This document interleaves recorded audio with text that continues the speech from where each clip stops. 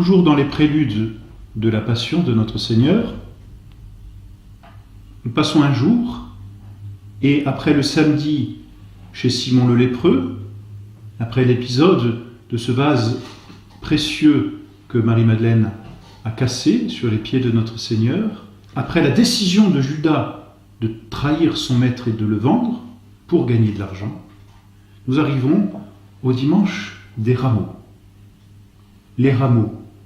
Les rameaux, justement, nous les appelons encore ainsi, et même dans le langage ordinaire, en raison de cet épisode que notre Seigneur a vécu ce dimanche-là. Notre Seigneur est à Béthanie puisqu'il y a passé la nuit chez ses amis, Lazare, Marie-Madeleine et Marthe. Et notre Seigneur se rend à Jérusalem.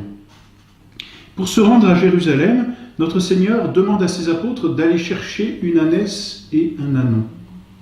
C'était déjà préfiguré dans l'Ancien Testament, nous l'avons rappelé dans une leçon précédente. Notre Seigneur fait donc chercher l'ânesse, l'ânon, pour monter dessus. Quand les apôtres ont apporté les deux animaux, notre Seigneur monte sur l'ânon et se rend à Jérusalem, et on lui fait une entrée triomphale. Une entrée triomphale telle que les gens mettent spontanément leur manteau à terre et prennent des branches, des palmes d'olivier, des rameaux, et acclament notre Seigneur en disant « Hosanna au Fils de David ». Cette acclamation n'est rien d'autre que la reconnaissance par tout le peuple de Jérusalem de la royauté, de la messianité de notre Seigneur Jésus-Christ. C'est donc une acclamation solennelle, c'est un accueil triomphal que l'on fait à notre Seigneur, mais mieux, que l'on fait au Messie qui entre à Jérusalem.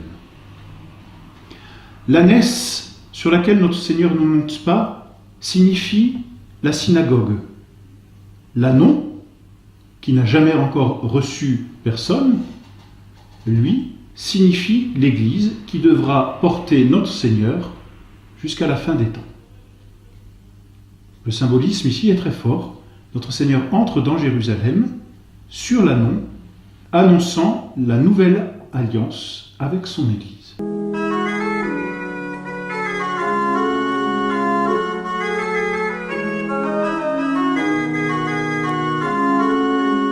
Notre Seigneur entre donc triomphalement dans Jérusalem, sur les acclamations du peuple, et que fait-il ?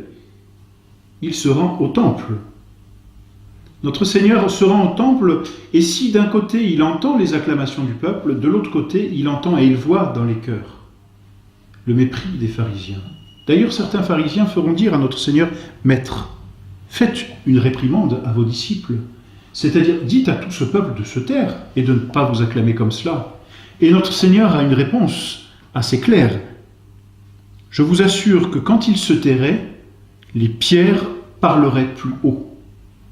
Donc notre Seigneur avalise ce que fait le peuple et déclare bien clairement qu'il est le Messie.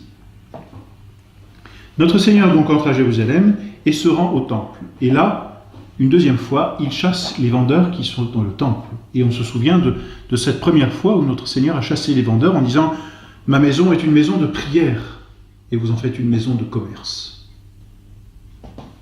Notre Seigneur chasse les vendeurs, va au temple et enseigne. Là encore, cette entrée dans le temple est très significative, parce que c'est à ce jour que l'on choisissait les agneaux qui allaient être immolés pour la Pâque.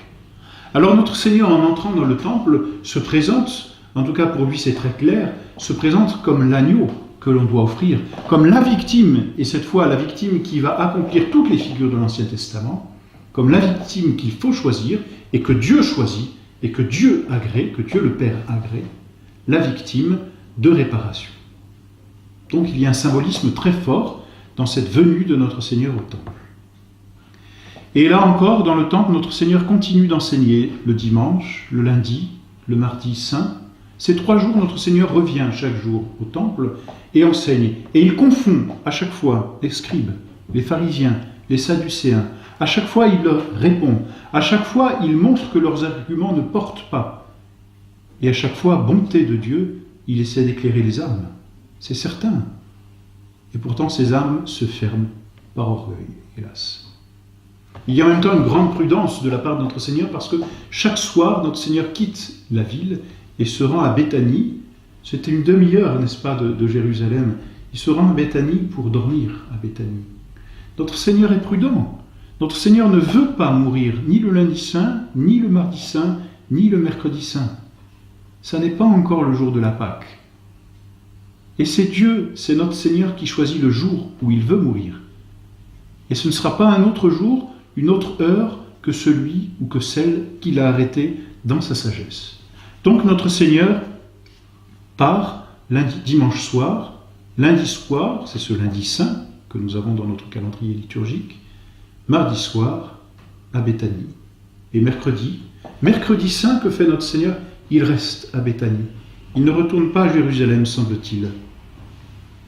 Il reste certainement pour enseigner ses apôtres, pour les réconforter, certainement aussi pour réconforter Lazare, Marie-Madeleine. Notre Seigneur reste à Béthanie. C'est probablement ce jour-là que Judas décide de quitter Béthanie et de se rendre à Jérusalem pour aller voir les grands prêtres.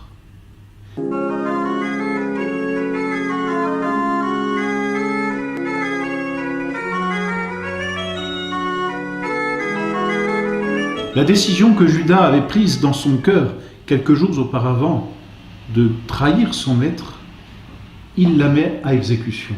Et que fait-il? Il va voir les grands prêtres et leur dit « Je peux, moi, vous livrer le Fils de l'homme. Je le connais, je vis avec lui, je vous le livre et je demande en retour un salaire, de l'argent. » Ce qui est assez incroyable, c'est que les pharisiens vont lui donner de l'argent, mais pas beaucoup d'argent. 30 deniers, ça n'était pas grand-chose. Ils ne sont pas dupes de la trahison que fait Judas, et Judas certainement conçoit un certain remords de son péché, et il ne réclame pas plus que ces 30 pièces d'argent. Et ces 30 pièces d'argent, elles correspondent au prix que l'on donnait, qui est dans l'Ancien Testament, prix qui était fixé par la loi mosaïque, pour le rachat d'un esclave que l'on avait perdu. C'est-à-dire que quand un maître perdait son esclave, ou quand l'esclave avait été tué, la loi lui permettait de toucher 30 deniers, 30 pièces d'argent, qui correspondaient finalement à la compensation de la perte de cet esclave. On voit donc dans cet épisode de Judas, de la trahison, que notre Seigneur est déjà considéré comme un esclave. On fixera le prix de la trahison, le prix de la mort de notre Seigneur, au prix de celui d'un esclave.